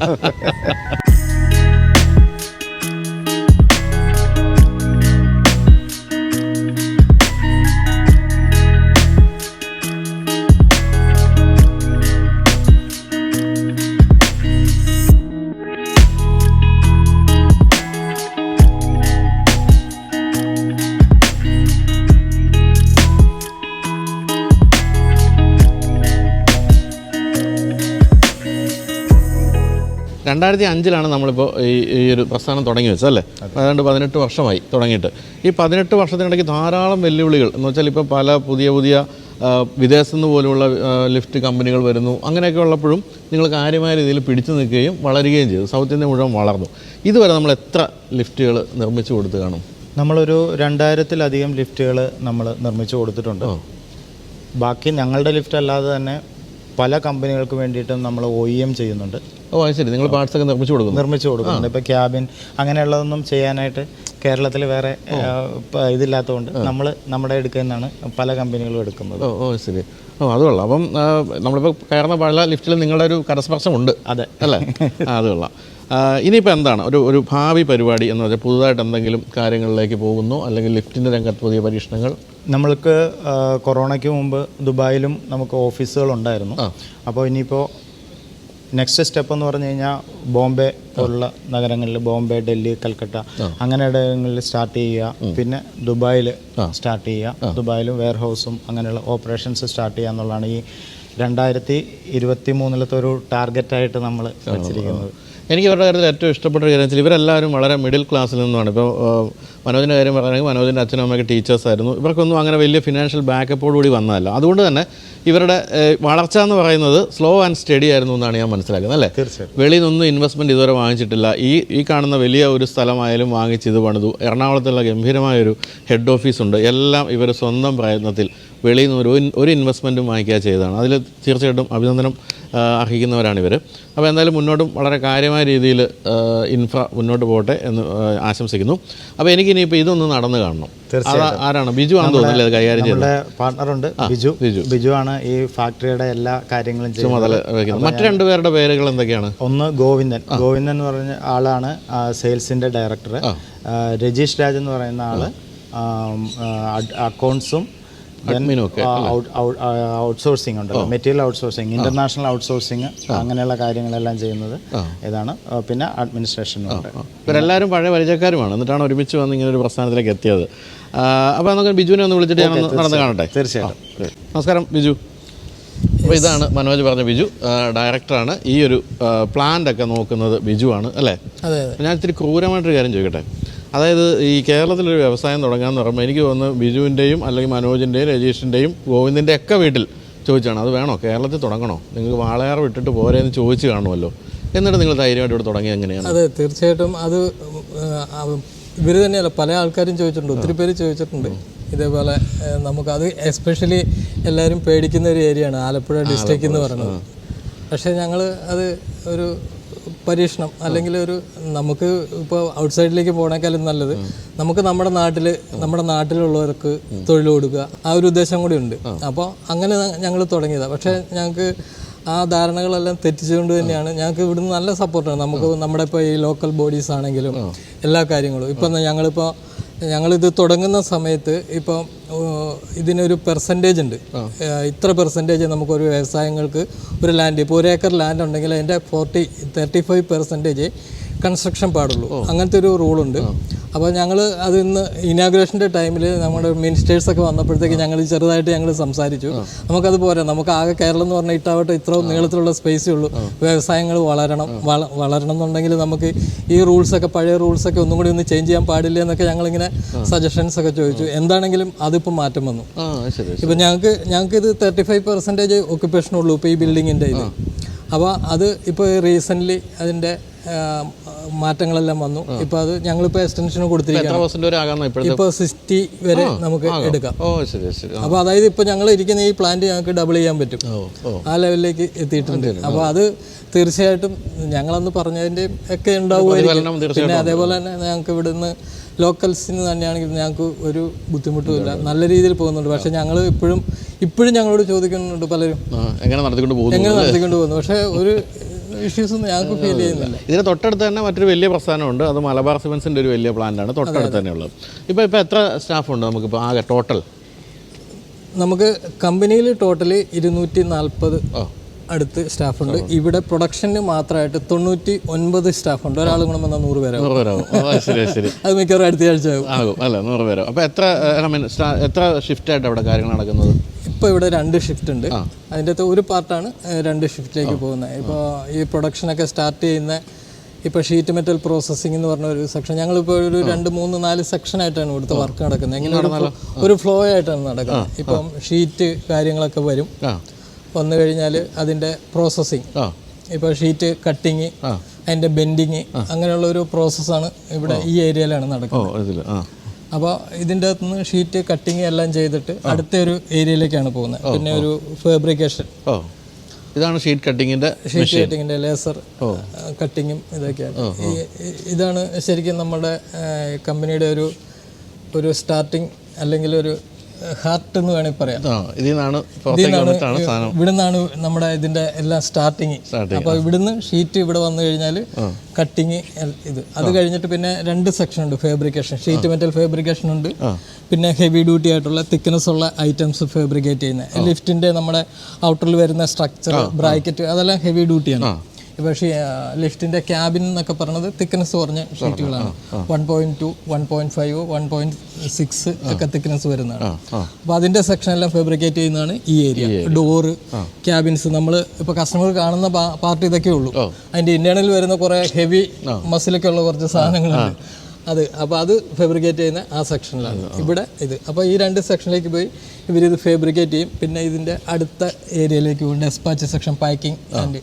അപ്പോൾ അങ്ങനെ പാക്കിങ് ചെയ്ത് പോകാനായിട്ട് റെഡി ആയിട്ടിരിക്കുന്ന ഐറ്റംസ് ആണ് ഇത്. എന്നിട്ട് നമ്മളിത് പാക്കിങ് ചെയ്ത് ഇതുപോലെ അസംബ്ലി, പിന്നെ അവിടെ നിന്ന് അസംബ്ലി ആണ് ചെയ്യുന്നത് അല്ലേ? ഇതേപോലെ തന്നെ നമ്മളിപ്പോൾ ഈ കാണുന്ന പോലെ അസംബ്ലി ചെയ്ത് എല്ലാം കറക്റ്റ് ചെയ്ത് മെഷർമെൻറ്റ് നമ്മൾക്ക് ആസ് പെർ കസ്റ്റമറുടെ പറഞ്ഞിരിക്കുന്ന ആ മെഷർമെൻറ്റ് ഡിസൈൻസ് എല്ലാം വെച്ചിട്ട് നമ്മൾ ഫാബ്രിക്കേറ്റ് ചെയ്തിട്ട് പിന്നെ അത് ഡിസ്മാൻഡിൽ ചെയ്ത് പാക്ക് ചെയ്ത് കസ്റ്റമർക്ക് സൈറ്റിലേക്ക് കൊണ്ടുപോവുകയാണ് ചെയ്യുന്നത്. അങ്ങനത്തെ എക്സ്പെർട്ടൈസ് വേണ്ട ഒരു കാര്യമാണ് ഇതിന്റെ ഫിറ്റിങ്ങും അഴിക്കലും. അതെ, ഞങ്ങളുടെ മെഷർമെന്റ് തന്നെ പറയണത് MM-ലാണ് പറയുന്നത്. ഒരു ഒരു 2 mm ഒക്കെ വ്യത്യാസം വന്നു കഴിഞ്ഞാൽ നമുക്കത് പ്രശ്നമാവും.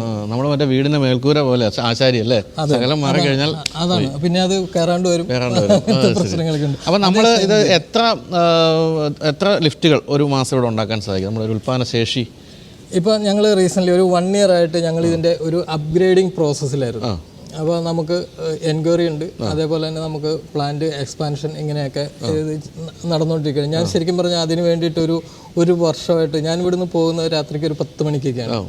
ഇതിൻ്റെ ആ ഒരു പ്രോസസ്സിൻ്റെ പിന്നിലായിരുന്നു. ഇപ്പോൾ റീസെൻ്റ്ലി ഇപ്പോൾ കഴിഞ്ഞ മാസം ഞങ്ങൾ ഇവിടുന്ന് 45 ലിഫ്റ്റ് ഒരു മാസം നമ്മൾ ഇവിടുന്ന് പ്രൊഡക്ഷൻ എടുത്തു. 45 ലിഫ്റ്റോളം നമ്മൾ ഇവിടുന്ന് പ്രൊഡക്ഷൻ എടുത്തു. ഇപ്പം ഈ മാസത്തെ പ്ലാനിങ്ങിലും ഏകദേശം 43 ലിഫ്റ്റ് ഇപ്പോൾ വരെ ആയിട്ടുണ്ട്. അപ്പോൾ നമ്മളിത് എക്സ്പാൻഡ് ചെയ്യാൻ ഇരിക്കുകയാണല്ലോ, അത് കഴിയുമ്പോൾ വീണ്ടും ഉൽപ്പാദനശേഷി കൂട്ടണം. അപ്പോൾ ഞങ്ങളുടെ ഒരു സ്വപ്നം അല്ലെങ്കിൽ ഒരു ആഗ്രഹം എന്ന് പറയുന്നത് അടുത്ത ഏപ്രിൽ ആകുമ്പോഴത്തേക്കും 50ലേക്ക് എത്തിക്കണം എന്നുള്ളതാണ്. 50ലേക്ക് 55 ആ ഒരു റേഞ്ചിൽ പിടിക്കണം എന്നുള്ളൊരു ആഗ്രഹത്തിലാണ് നമ്മൾ പോകുന്നത്. അപ്പം ഞാനപ്പം മനോജിനോട് ചോദിച്ചൊരു ചോദ്യം തന്നെ ചോദിക്കട്ടെ. ഇപ്പോൾ ഇത്രയും അധികം വിദേശ കമ്പനികൾ ഉൾപ്പെടെയുള്ള ഈ ഒരു വലിയ സെഗ്മെൻറ്റിൽ നിങ്ങൾ പിടിച്ചു നിൽക്കുന്നത് നിങ്ങളുടെ എന്തൊക്കെ മേന്മകൾ കൊണ്ടാണ്? ഒരു USP, യുണീക്ക് സെല്ലിംഗ് പോയിന്റ് എന്താണ്? അത് തീർച്ചയായിട്ടും എന്താണെന്ന് വെച്ച് കഴിഞ്ഞാൽ ഇപ്പോൾ ഒരു കസ്റ്റമർക്ക് നമുക്ക് ഒരു സാധനം നമുക്കിവിടെ കാണണം. ഇപ്പോൾ ഒരു ലിഫ്റ്റ് നമുക്ക് എങ്ങനെ വേണം, ഇപ്പോൾ അവർ പറയുകയാണ് നമുക്ക് അതിൻ്റെ ബാക്കിൽ ഞങ്ങളുടെ ഒരു പിക്ചർ വയ്ക്കണം, അല്ലെങ്കിൽ ഞങ്ങളുടെ വീടിൻ്റെ ഒരു ഫോട്ടോ വയ്ക്കണം, അല്ലെങ്കിൽ അപ്പോൾ ഞങ്ങൾക്ക് റീസെൻ്റ്ലി വന്നതാണ്, ഞങ്ങൾക്കൊരു കസ്റ്റമറുടെ അവരുടെ ഗ്രാൻഡ് ഫാദറിൻ്റെ ഫോട്ടോ ബാക്കിൽ വയ്ക്കണം, കട്ട് ചെയ്തൊരു കബോർഡ് മാതിരി. ഇതൊക്കെ ചെയ്യാനായിട്ട് ഞങ്ങൾക്ക് പറ്റുള്ളൂ. നമുക്ക് ഈ കേരളത്തിലുള്ളവർക്ക് അല്ലെങ്കിൽ വന്ന് പറഞ്ഞ് ചെയ്യാൻ പറ്റുന്ന രീതിയിൽ അത് ചെയ്യാൻ പറ്റുള്ളൂ. കസ്റ്റമൈസേഷൻ ഞങ്ങൾക്ക് അതൊരു ഇതാണ്. പിന്നെ നമ്മൾ സർവീസ് സെഗ്മെൻ്റ് ആണെങ്കിലും ഞങ്ങൾക്കിപ്പോൾ ഇവിടെ ഏകദേശം ഒരു 30 ലിഫ്റ്റിൻ്റെ ടോട്ടൽ മെറ്റീരിയൽ നമുക്ക് ഇവിടെ സ്റ്റോറിംഗ് ഉണ്ട്. ഞങ്ങൾക്കിവിടെ അടുത്ത് 2 ഗോഡും കൂടെ എക്സ്ട്രായും കൂടി ഉണ്ട്. അപ്പോൾ അതിൻ്റെ അകത്ത് ഈ 30 ലിഫ്റ്റിൻ്റെ മെറ്റീരിയൽ ഉള്ളതുകൊണ്ട് നമുക്കൊരു സ്പെയറിൻ്റെ ഒരു സർവീസിൽ ഒരു ഇഷ്യൂ വന്നു കഴിഞ്ഞാൽ നമുക്ക് ഇവിടുന്ന് ഒരു ആൾ ഇവിടെ വന്നിട്ട് എടുത്തുകൊണ്ട് പോകുന്ന ഒരു താമസം മാത്രമേ ഉള്ളൂ. മീൻസ് ഇപ്പോൾ ഒരു കാസർഗോഡുള്ള ഒരു ലിഫ്റ്റ് ആണെങ്കിൽ നമുക്ക് ഇവിടുന്ന് അതിൻ്റെ ഒരു സ്പെയർ കൊടുത്തു വിടണമെങ്കിൽ ഞങ്ങളുടെ വണ്ടി ഓൾ ഓവർ കേരള എല്ലാ ദിവസവും ഓടുന്നുണ്ട്. അത് നടന്നില്ലെങ്കിൽ തന്നെ ഒരാൾക്ക് വന്ന് ബസ്സിന് കയറ്റി വിട്ട് കഴിഞ്ഞാൽ നമുക്ക് ഇത്ര ആ ഒരു ട്രാവലിംഗ് ടൈമേ ഉള്ളൂ. അപ്പോൾ അത് ഞങ്ങൾക്ക് ഒരു ഗുണം ചെയ്ത ഒരു കുറേ കാര്യങ്ങൾ അങ്ങനത്തെ ഒരു ഇത് ഉള്ളതുകൊണ്ടാണ് തീർച്ചയായിട്ടും കസ്റ്റമേഴ്സ് ഞങ്ങളുടെ അടുക്കിട്ട് വരുന്നത്. ഇത് ഇൻഫ്ര കേരളത്തിൻ്റെ പ്രൊഡക്റ്റ് ആണെന്ന് അറിയാവുന്നവരാണോ ഈ അധികം വിളിക്കുന്നത്? എങ്ങനെയാണ്? അങ്ങനെ അറിഞ്ഞിട്ട് വിളിക്കുന്നവരല്ല, പക്ഷേ അറിഞ്ഞ് ഞങ്ങൾക്ക് കഴിഞ്ഞ മാസം ഞങ്ങൾക്കൊരു കസ്റ്റമർ ഇവിടെ വന്ന് കാണാൻ വന്നു കഴിഞ്ഞാൽ പറഞ്ഞ് ഇത് ഞാൻ വേറെ കമ്പനിക്ക് ഇനി പോകുന്നില്ല, നിങ്ങൾക്ക് തരുന്നുള്ളൂ. അതിൻ്റെ ഒറ്റ റീസൺ ഇതേ ഉള്ളൂ, നമ്മുടെ ഇവിടുത്തെ ഇങ്ങനെ ഒരു സംരംഭം ഉള്ളപ്പം ഞങ്ങളല്ലേ നിങ്ങളെയൊക്കെ സപ്പോർട്ട് ചെയ്യേണ്ടത്. പിന്നെ വന്ന് കണ്ടപ്പം ഞങ്ങൾക്ക് ക്വാളിറ്റിയും കാര്യങ്ങളെല്ലാം ബോധിച്ചു. അപ്പോൾ അതുകൊണ്ട് നിങ്ങൾക്ക് തന്നെയാണ് ഓർഡർ എന്ന് പറഞ്ഞിട്ടാണ് കഴിഞ്ഞ മാസം ഇവിടെ വന്ന് വിസിറ്റ് ചെയ്തിട്ട് പറഞ്ഞിട്ട് പോയതാണ്. അപ്പം അങ്ങനെ ഉള്ള ആൾക്കാരും ഉണ്ട്. അപ്പോൾ ഈ ലിഫ്റ്റിന് ആയുസ് ഉണ്ടോ?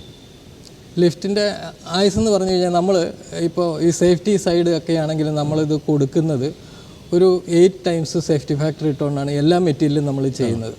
അപ്പോൾ ഒരു 15-20 വർഷം ഇത് ഒരു കുഴപ്പമില്ലാണ്ട് ഈ സാധനം അങ്ങോട്ട് ഓടിക്കോളും. പിന്നെ ഇത് മെയിൻ്റനൻസ് നമുക്ക് പ്രോപ്പറായിട്ട് ഒരു ഈ പീരിയോഡിക് മെയിൻ്റനൻസ് ഉണ്ട്, അത് നമ്മൾ തീർച്ചയായിട്ടും ചെയ്യണം. അപ്പോൾ 20 വർഷം കഴിഞ്ഞാലും ഇതിൻ്റെ പാനൽ ഉൾപ്പെടെ മാറ്റേണ്ടി വരുമോ?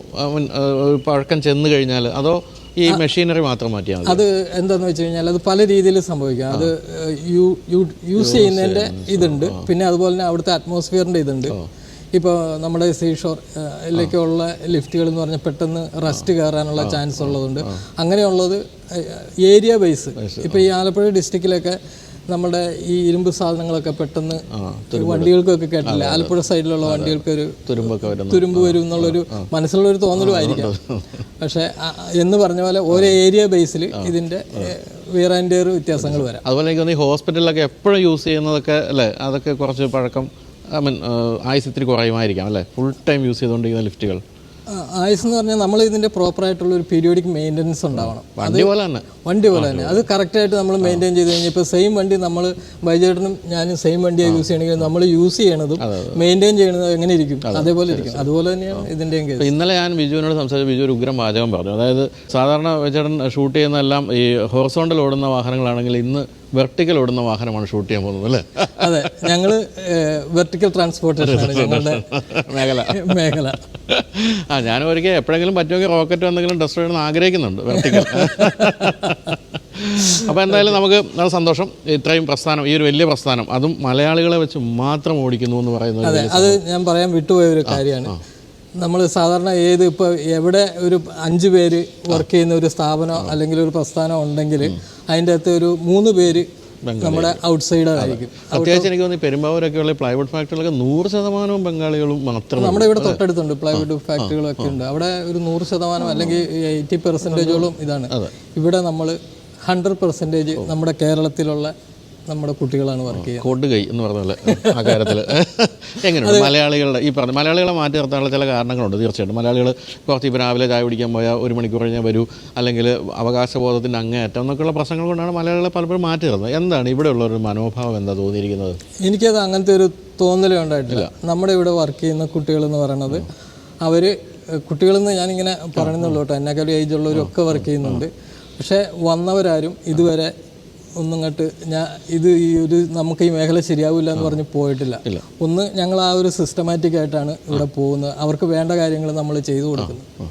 അതേപോലെ തന്നെ അവർ ഞാൻ പറയുന്ന പോലെ നമുക്ക് പ്രൊഡക്റ്റുകൾ ടൈം ബേസ്ഡായിട്ട് ഞങ്ങളുടെ പ്രൊഡക്ഷൻ ആ രീതിക്കാണ് പോകുന്നത്. നാളെ പോകേണ്ട ഒരു മെറ്റീരിയൽ നാളെ 9 മണിക്ക് ഇവിടെ ഡെസ്പാച്ച് സെക്ഷനിൽ റെഡി ആയിട്ടിരിക്കണം. അപ്പം അത്രയും കറക്റ്റായിട്ട് അവർ ഞങ്ങൾക്ക് പ്രൊഡക്റ്റ് തരുന്നുണ്ട്. അപ്പോൾ അവരുടെ സൈഡിൽ നിന്ന് എനിക്ക് അതുപോലെ തന്നെ നമുക്ക് ക്വാളിറ്റി ആയിട്ട് മെറ്റീരിയൽ ചെയ്യണമെങ്കിൽ നമുക്ക് ഇവിടുത്തെ പിള്ളേരെ പറ്റുള്ളൂ. അത് നമ്മുടെ കേരളത്തിൻ്റെ ഒരു പ്രൗഡ് എന്ന് വേണമെങ്കിൽ പറയാം. നമ്മുടെ ഇവിടെ ചെയ്യുന്ന അവരുടെ ഒരു ക്വാളിറ്റിയും സ്കിൽനെസ്സും ഒരു ഡെഡിക്കേഷൻ, അത് തീർച്ചയായിട്ടും നമുക്ക് ഇവിടുന്ന് കിട്ടുള്ളൂ. മറ്റവരെന്ന് പറഞ്ഞു കഴിഞ്ഞാൽ എത്രയൊക്കെ ആണെങ്കിലും നമ്മുടെ വീട്ടിലുള്ള മെമ്പേഴ്സും ഔട്ട്സൈഡിൽ നിന്ന് വരുന്ന ഒരാൾക്കും വരുന്ന റെസ്പോൺസിബിലിറ്റി, ആ ഒരു ഡിഫറൻസ് നമുക്ക് ഇവിടെയുണ്ട്. അത് ഞങ്ങളുടെ പ്രൊഡക്റ്റിലും കാണാം. അതാണ് അതിൻ്റെ അവസാനത്ത്. അതുകൊണ്ടാണ് നമ്മൾ ഗൾഫിലൊക്കെ മലയാളികൾക്ക് ഇത്ര ഡിമാൻഡ്. നമ്മൾ പറയുന്നതിൻ്റെ അപ്പുറത്തേക്ക് കണ്ട് ചെയ്യാനുള്ള ഒരു കഴിവും സ്കില്ലൊക്കെ നമുക്കുണ്ട്. അപ്പോൾ ഞാനിപ്പോൾ എൻ്റെ ഇടയ്ക്ക് ഇവിടെ ഗോവിന്ദൻ്റെ തല കണ്ടിരുന്നു അല്ലേ? സെയിൽസ് നോക്കുന്ന ഗോവിന്ദാണല്ലോ. ഗോവിന്ദനോട് ഞാനൊന്ന് സെയിൽസിനെ പറ്റി കൂടെ ചോദിച്ച് നമുക്ക് അവസാനിപ്പിക്കാൻ തോന്നുന്നു. അതെ, ഞങ്ങൾ ഒരു 4 പേരാണ് ഈ ഡയറക്ടേഴ്സ്. അപ്പോൾ 4 പേര് ശരിക്കും ഒരു കട്ടിലിൻ്റെ അല്ലെങ്കിൽ ടേബിളിൻ്റെ ഒക്കെ കാല് പോലെ ഞങ്ങൾ 4 പില്ലേഴ്സാണ്. അപ്പോൾ അത് ഞങ്ങൾ ഹാൻഡിൽ ചെയ്യണത് 4 സെഗ്മെൻ്റ് ആയിട്ട് ഞങ്ങൾ വർക്ക് ചെയ്യണം. അത് തന്നെയാണ് ഞങ്ങളുടെ ഒരു സക്സസിൻ്റെയും. അതുപോലെ തന്നെ ഞങ്ങൾക്കൊരു കറക്റ്റ് ഫ്ലുവൻ്റ് ആയിട്ട് പോകാൻ പറ്റുന്നുണ്ട്. അല്ലാണ്ട് ഞാൻ മനോജിൻ്റെ സെക്ഷനിൽ ഇടപെട്ട് അങ്ങനത്തെ ഒരു ഇതില്ല. ഞങ്ങൾ അങ്ങനെ ഒരു ഒരു കറക്റ്റായിട്ട് പോകുന്നത്. പ്രൊഡക്ഷൻ ഞാൻ നോക്കുന്നു, മാർക്കറ്റിംഗ് സൈഡെല്ലാം ഗോവിന്ദ് സാറ് വേണം. അതുപോലെ തന്നെ മനോജ് സാർ ഇതിൻ്റെ ടോട്ടൽ മാനേജിങ് ഡയറക്ടറാണ്, അതിൻ്റെ ഓൾ ഓവർ നോക്കുന്നുണ്ട്. പിന്നെ ഇൻസ്റ്റലേഷനെല്ലാം മനോജാണ് ഹാൻഡിൽ ചെയ്യണത്. രജീഷ് ഫിനാൻസ് മാനേജ്മെൻറ്റും അങ്ങനെയുള്ള അഡ്മിൻ സെക്ഷനാണ് ഹാൻഡിൽ ചെയ്യണത്. അപ്പം അങ്ങനെ ചെയ്യുന്നതുകൊണ്ട് ഞങ്ങൾക്കൊരു കറക്റ്റായിട്ട് ഇത് പോകുന്നുണ്ട്. അതുപോലെ ഞങ്ങളൊരു മന്ത്ലി ഒരു മീറ്റിംഗ് കാര്യങ്ങളൊക്കെ ഉണ്ട്, എല്ലാ കാര്യങ്ങളും ചർച്ച ചെയ്യും. അങ്ങനെ ഇത് പോകുന്നു. അതുകൊണ്ട് ഒരു 18 വർഷം ഞങ്ങളിങ്ങനെ സക്സസ് ആയിട്ട് ഇങ്ങനെ വരും. ഇനിയും ഇഷ്ടം പോലെ വർഷങ്ങൾ, 18 അതിനൊക്കെ അപ്പുറത്തേക്ക് വളർന്ന് പന്തലിക്കട്ടെ എന്ന് ആശംസിക്കുന്നു. അപ്പോൾ ഞാൻ എന്നാൽ ഗോവിന്ദനോടൊന്ന് സംസാരിക്കാം. ഓക്കെ.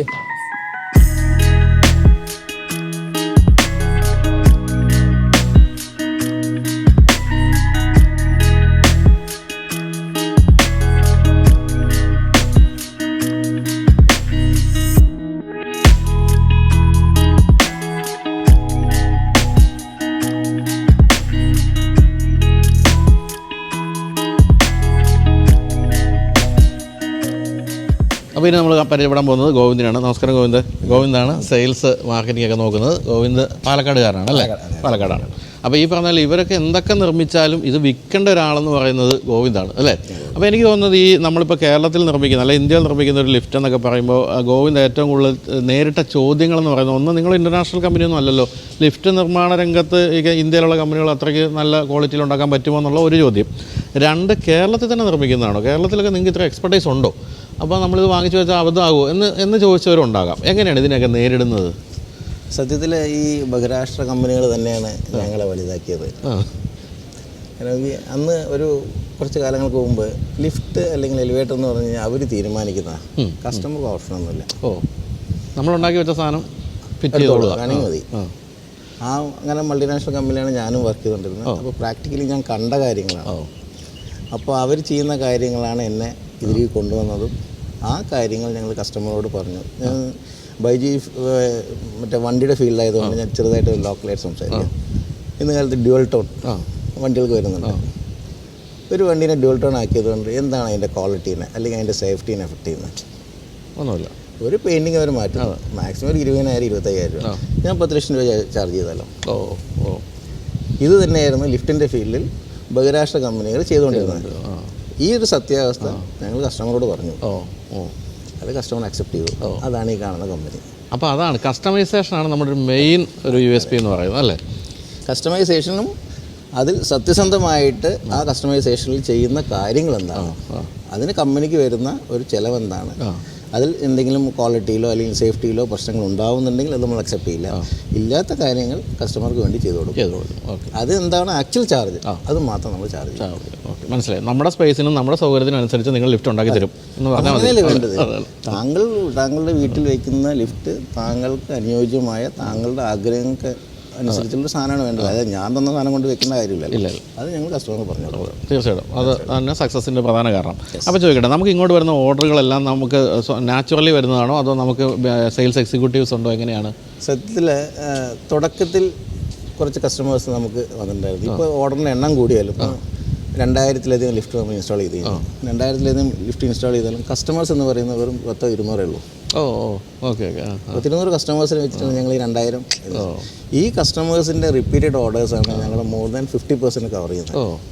ബാക്കി 50% മാത്രമേ നമ്മൾ പുതിയ കസ്റ്റമേഴ്സിന് പോകും. അതും ഈ കസ്റ്റമേഴ്സിൻ്റെ റെപ്രസെൻറ്റേറ്റീവ് അവർ പറഞ്ഞു കൊടുക്കും, ഇങ്ങനെ ലിഫ്റ്റിൻ്റെ കമ്പനി അവരെടുക്കാം എന്ന രീതിയിലൊരു റെഫറൻസിൽ വരുന്നതും അനദർ 20%. ബാക്കി 30% മാത്രമേ ഞങ്ങൾ പുതുതായിട്ട് പോകുന്നുള്ളൂ.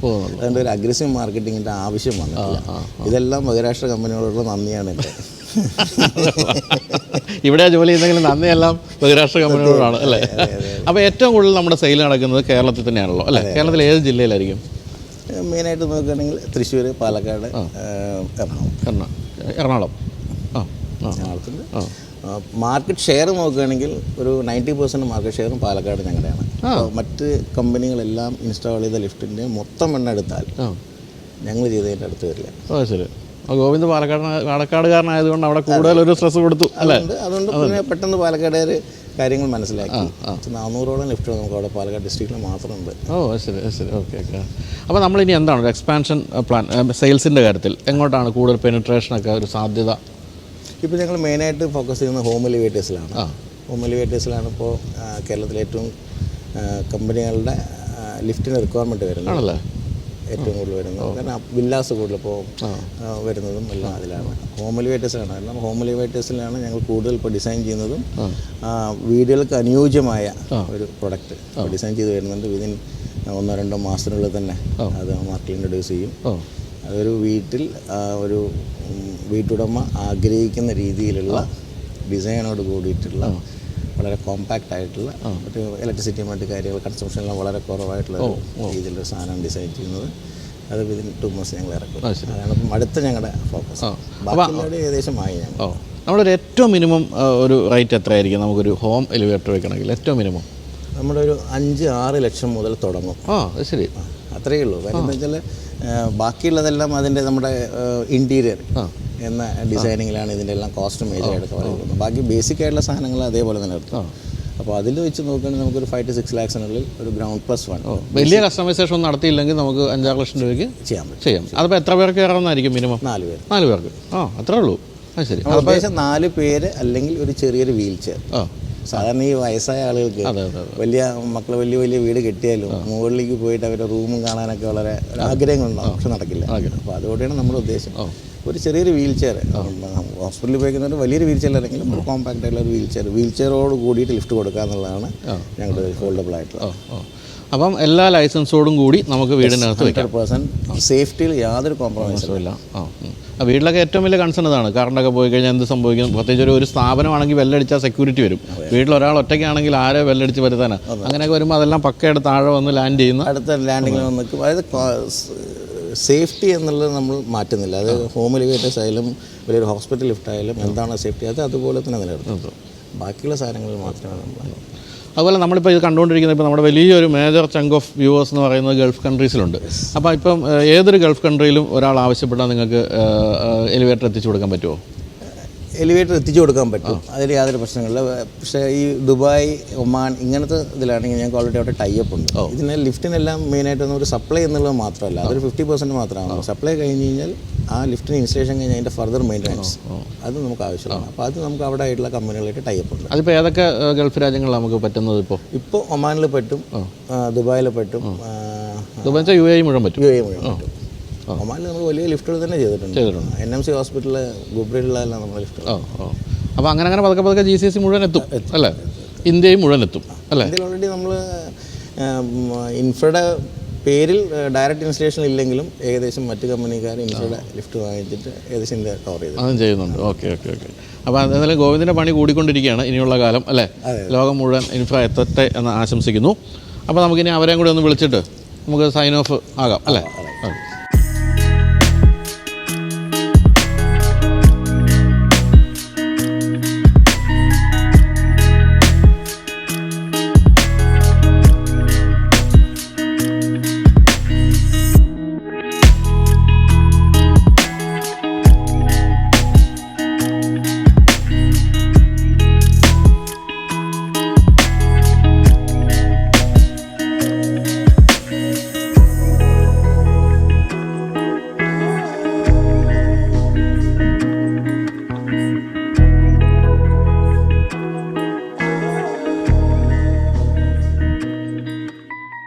അപ്പോൾ നമ്മൾ ഇന്ന് കണ്ടു കഴിഞ്ഞത് കേരളത്തിന് അഭിമാനിക്കാവുന്ന കേരളത്തിൻ്റെ സ്വന്തം പ്രൊഡക്റ്റാണ്. സ്വന്തം പ്രൊഡക്റ്റ് എന്ന് പറഞ്ഞാൽ സോപ്പ്, ചീപ്പ്, കണ്ണാടിയൊന്നും അല്ല, ഒരു വലിയ സംഭവം തന്നെയാണ് ലിഫ്റ്റ് എന്ന് പറയുന്നത്. ഇത്രയധികം ആൾക്കാരെ വഹിച്ചുകൊണ്ട് ഇത്രയധികം ഭാരം വഹിച്ചുകൊണ്ട് മേലോട്ട് കയറുന്ന ഒരു സാധനം എന്നുള്ള നിലയ്ക്ക് വളരെ എന്താ പറയേണ്ടത്, എളുപ്പത്തിൽ കാണാവുന്നൊരു കാര്യമല്ല. അങ്ങനെയുള്ള ഒരു പ്രോഡക്റ്റാണ് ഇവിടെ നിർമ്മിക്കുന്നത്. അതും ഞാൻ ഈ പറഞ്ഞ പോലെ വളരെ എളിയ നിലയിൽ നിന്ന് തുടങ്ങി ഇപ്പോൾ സൗത്ത് ഇന്ത്യ മുഴുവൻ വ്യാപിച്ചിരിക്കുന്ന ഒരു കമ്പനി. അതിൻ്റെ സാരഥികളായ 3 പേരാണ്. രജീഷ് ഇന്നിവിടെ എത്തിയിട്ടില്ല. എന്തായാലും അഭിമാനത്തോടു കൂടി തന്നെയാണ് നിങ്ങളെ ഞാനിന്ന് പരിചയപ്പെടുത്തുന്നത്. തീർച്ചയായിട്ടും ഇത് കാണുന്നവർക്കും തീർച്ചയായിട്ടും അഭിമാനം ഉണ്ടാകാം. നിങ്ങളുടെ കാര്യത്തിൽ മറ്റ് പറഞ്ഞത് ഇതുപോലെ തന്നെ ഇപ്പോൾ കേരളത്തിൽ പ്ലാന്റ് സ്ഥാപിച്ചു, മലയാളികളെ തന്നെ ജോലിക്ക് വെച്ചു, അങ്ങനെ പല പ്രത്യേകതകളുണ്ട് ഈ ഒരു കമ്പനിക്ക്. അപ്പോൾ നമ്മുടെ ഈ വ്യൂവേഴ്സിന് ആർക്കെങ്കിലും വീട്ടിലോ അല്ലെങ്കിൽ അവരുടെ സ്ഥാപനങ്ങളിലോ ലിഫ്റ്റ് ഫിറ്റ് ചെയ്യണമെന്നുണ്ടെങ്കിൽ ഞാനിപ്പോൾ നമ്പർ കൊടുക്കുന്നുണ്ട്. അപ്പോൾ നമ്മുടെ ഈ ഒരു ചാനൽ കണ്ടിട്ട് വരുന്നവർക്ക് വേണ്ട പരിഗണന നിങ്ങളുടെ ഭാഗത്തു നിന്നുണ്ടാകും എന്നും പ്രതീക്ഷിക്കുന്നു. ഇവരെല്ലാം നമ്മുടെ സ്ഥിരം കാഴ്ചക്കാരാട്ടോ, നമ്മുടെ എല്ലാ വീഡിയോസും കാണുന്നവർ തന്നെയാണ്. അപ്പോൾ ഇനി ഇപ്പം ഗോവിന്ദനോടൊക്കെ സംസാരിച്ചു. ഗോവിന്ദൊക്കെ സെയിൽസിൻ്റെ ഒരു ആംഗിളിൽ പറയുമ്പോഴൊക്കെ ലോകം മുഴുവൻ വ്യാപിക്കാൻ തന്നെയാണ് നിങ്ങളുടെ ഉദ്ദേശം എന്ന് മനസ്സിലായി. അപ്പോൾ അങ്ങനെ വലിയ വലിയ നേട്ടങ്ങൾ നേടട്ടെ എന്ന് ആശംസിക്കുന്നു. അപ്പോൾ thank you Biju, thank you once. Okay, അപ്പോൾ ബൈ.